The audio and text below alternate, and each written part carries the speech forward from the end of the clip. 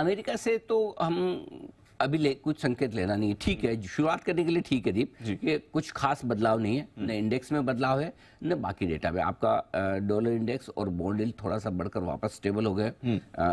Metals में हल्की फुल्की गिरावट है, वो है ही, ठीक है। फिर सोना चांदी हल्के फुल्के कमजोर हुए, स्टेबल हो गए। सो कोई खास संकेत वहाँ से है नहीं। आज रात अमेरिका के डेटा जैसा आपने बताया इंपॉर्टेंट है, 1,70,000 नई नौकरियां वहाँ जुड़नी चाहिए, अनुमान है। नई नौकरियां कम जुड़े तो वैसे देखा जाए तो अच्छी बात है। फेड खुश होना चाहिए कि भाई चलो हम जो डंडा मार रहे हैं उसका असर पड़ रहा है। ब्याज दर ने जो हायर फॉर लॉन्गर ये कर रखा है उसका असर पड़ रहा है। फर्ज करे ज़्यादा जुड़ गए, अब प्रॉब्लम दी मार्केट कैसे लेगा वो पता नहीं। 1,70,000 नौकरियों का अनुमान है और कम जुड़ गई तो फेड तो खुश होगा, मार्केट भी खुश होगा या नहीं पता नहीं।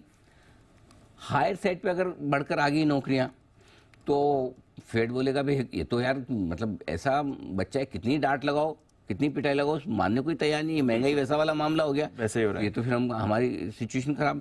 सो मेरा ये समझना, और ऐसी सिचुएशन में फेड अग्रेसिव हो या फिर मार्केट खुश हो जाए कि अच्छे डेटा आ रहे हैं, तो मुझे लगता है कि हर इकोनॉमी डेटा के जो दो रिएक्शन होते हैं, इस बार मार्केट कैसा रिएक्शन देना चाहिए, मैं गलत पड़ने की रिस्क पर ये अंदाज लगाना चाहता हूँ जी।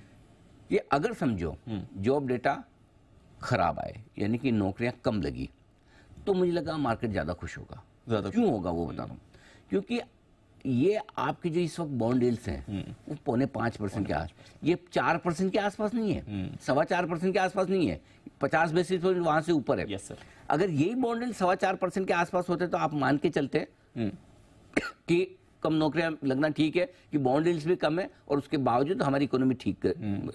लेकिन जब बॉन्ड यील्ड्स ज्यादा है तो आप ये चाहते हैं कि बॉन्ड यील्ड कम हो, और बॉन्ड यील्ड कम कब होंगे जब आपकी नौकरियां कम लगेगी। तो इसलिए इस वक्त मुझे लगता है, और अगर वैसा होता है तो मार्केट उस पर पॉजिटिव रिएक्शन देगा। Got it. सो आज हमें खराब डेटा चाहिए। Bad news is good news. हाँ, आज हमें अमेरिका से चाहिए। मैं गलत भी हो सकता हूँ क्योंकि हर चीज का दूसरा पहलू है। खराब होने का फिर इकोनॉमी में खराबी है, कमजोरी है, ये भी सोच के मार्केट घट सकता है, देखो वो एक अलग चीज है। लेकिन इस वक्त की सिचुएशन के हिसाब से आप देखें तो आइडियल रिएक्शन ये होना चाहिए कि भाई बॉन्ड यील्ड बढ़े हुए नीचे तब आएंगे जब अमेरिका में की इकोनॉमी में थोड़े ठंडेपन के संकेत आए, और वो संकेत आपको जॉब डेटा से समझो 1,50,000 ही नौकरियां लगी तो चलो ठीक है, अच्छी बात है। राइट। तो ये मेरा समझना है। बाकी तो देखो क्या होता है अमेरिकी बाजार में।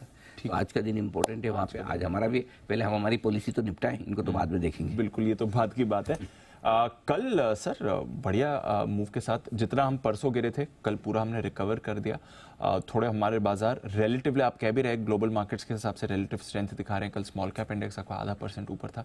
कैसे समझना है ऐसे? एक्सपायरी भी निकल गई है, क्या एक्शन समझा जाए सर? दो वजह है। एक तो ये कि रिकवरी आना तय थी, रिकवरी आने के पीछे ग्लोबल रीजन भी और लोकल भी। ग्लोबल रीजन ये था कि ऊपरी लेवल से थोड़े से बॉन्ड यील्ड डॉलर इंडेक्स ठंडा हुआ और अमेरिकी बाजार हल्की फुल्की मजबूती के साथ बंद हुए, तो आपको थोड़ा सपोर्ट वहां से मिल गया।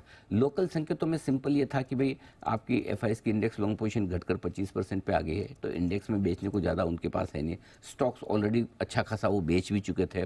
दूसरी बात है कि इंपॉर्टेंट सपोर्ट लेवल के आसपास जो हमारी रेंज है जहाँ खरीदारी की 250-350 जो दी थी लगभग वहाँ पहुँच गए। बैंक निफ्टी की भी 43,643 850 के आसपास की जो रेंज है एग्जैक्टली वहाँ पहुँचे भी, तो उन लेवल के आसपास से रिकवरी भी बनती थी। सो आई थिंक एकदम कल का जो एक्शन था वो बिल्कुल परफेक्ट था। कल के एक्शन में एक अच्छी बात थी, बढ़ना घटना ये रोज का काम है, रोज हो, लेकिन कल का ट्रेडिंग सेशन जिस तरह से स्टेबल रहा, 19,500 के नीचे हम गए नहीं। एक बार 487 का लो सुबह सुबह का वो है शुरुआत में, इसके अलावा आपने एक भी कोई साइजेबल डिप नहीं देखी। तो वो एक अच्छा संकेत था। तो मेरे ख्याल से कल का सेशन हमने अच्छा ही निकाला है।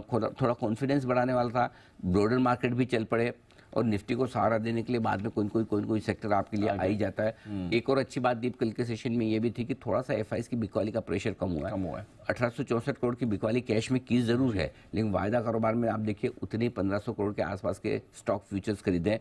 ओपन इंटरेस्ट वहाँ घटा है, यानी कि स्टॉक फ्यूचर्स में शॉर्ट कवरिंग है।